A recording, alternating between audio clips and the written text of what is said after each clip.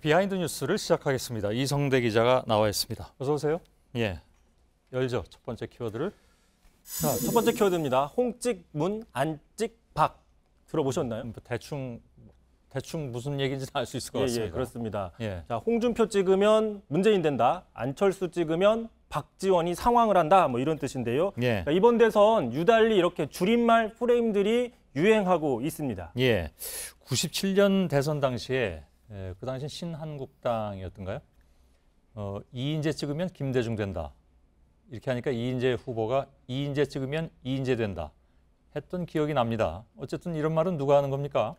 그 포문은 국민의당 박지원 대표가 먼저 열었습니다. 지난주였죠. 이렇게 얘기를 했습니다. 자, 홍준표를 찍으면 문재인이 된다는 분위기가 퍼지고 있다. 자, 지금 안철수 후보가 중도 표심을 상당 부분 흡수하면서 문재인, 안철수 양강 구도가 만들어지는 상황이죠. 자, 이런 상황에서 홍 후보의 지지율이 올라가면 곧바로 안 후보의 지지율이 떨어지기 때문에 홍 후보를 10% 이하로 묶어놓기 위해서 이런 프레임을 내놨다. 이런 분석들이 나오고 있습니다. 예, 이른바 이제 사표 방지 심리를 이용한 전략인 것 같은데, 비록 이제 홍 후보가 2위하고 비교적 큰 격차로 3위이긴 하지만 홍 후보의 입장에서 뭐 기분이 이렇게 좋지는 않을 것 같습니다. 그러니까 곧바로 홍 후보도 가만히 있지 않고 맞대응을 했는데요. 자, 안철수를 찍으면 박지원이 상황이 된다. 이렇게 맞대응을 했습니다. 예. 자, 박지원 대표가 만약에 안 대표가 대통령이 되더라도 뒤에서 이른바 비선실세 역할을 할 수 있다는 프레임이고요. 특히 보수층에서 박지원 대표에 대한 거부감을 노린 이런 효과도 있다는 겁니다. 예. 참고로 문찍김이라는 것도 있습니다. 문찍김. 자, 유승민 후보도 가세를 했는데요. 예. 자, 문재인을 찍으면 김정은과 함께한다. 안보 불안 심리를 자극하는 겁니다. 예. 글쎄요. 예. 아무튼 누구 찍으면 누가 된다. 이거는 이제 그 일종의 이거 프레임인지는 모르겠는데 이번 대선이 다자 구도이기도 하고 또 전통적으로 뭐 보혁 구도라든가 아니면 여야 대결 구도 같은 것이 이제 무너진 측면 이런 걸 반영하는 것 같긴 합니다. 다음 키워드는요. 자, 두 번째 키워드입니다. 반갑지 않은 지지자. 지금 안철수 후보의 지지율이 급등하고 있다 보니까 다양한 지지층이 모이고 있는데 자, 그런다 보니까 이런 지지자까지 나왔습니다. 바로 조갑제닷컴의 대표인데 이렇게 얘기를 했습니다. 최근 10년 주기 설에 의하면 좌파로 넘어가는 게 맞는데 정권이 만약 안철수 정권이 탄생한다면 보수 세력 입장에서는 패배가 아니다. 저렇게 얘기를 했습니다. 예. 다시 얘기해서 이렇게 한 건데요. 자, 안철수가 더 낫다. 홍준표 버리고 보수는 안철수를 찍어야 된다.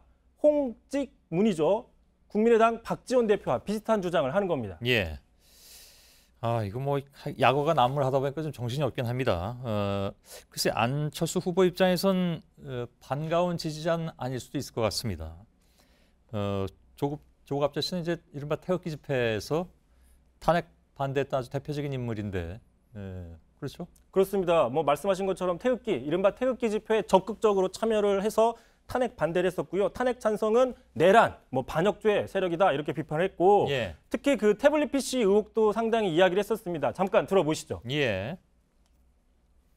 JTBC가 그 의혹이 많은 태블릿 공개하니까 전 언론이 이 난동에 가담을 했습니다. 언론의 반란이 시작되었습니다. 여러분, 언론의 반란을 우리가 진압해야 됩니다. 예. 하지만 이미 태블릿 PC 조작설은 근거가 없다는 게 이미 여러 차례 명백하게 밝혀졌었죠. 오늘 재판에서 있었던 얘기도 저희들이 전해드렸습니다. 그렇습니다. 아까. 오늘도 예. 다시 한번 확인이 됐고 자, 어쨌든 이 조갑재 씨의 발언에 가장 충격을 받은 건 바로 박사모 측이었는데요. 이런 예. 댓글들 많았습니다.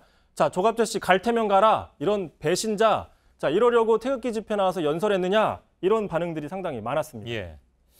조원진 의원을 그러면 지지를 해야 된다는 얘기일 수도 있겠군요. 친박 세력 입장에서는. 마지막 키워드는요? 자, 마지막 키워드입니다. 긴장하는 문재인.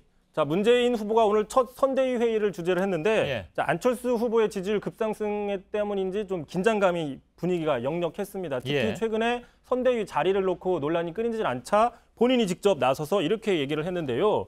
자, 통합과 화합에 걸림돌이 있으면 직접 나서서 치우겠다. 앞으로 찬물을 끼얹는 인사 누구라도 좌시하지 않겠다라고 경고를 했습니다. 예. 그 공동 선대위원장으로 추대된 박영선 의원은 결국은 참여하지 않는 것으로 정리가 됐다면서요.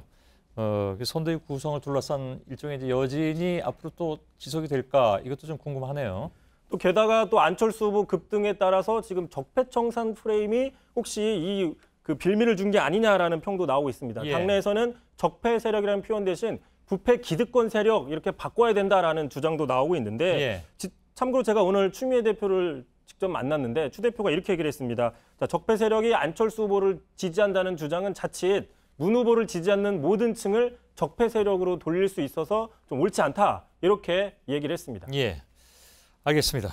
여기까지 진행하죠. 비하인드 뉴스였습니다. 이성대 기자 수고했습니다.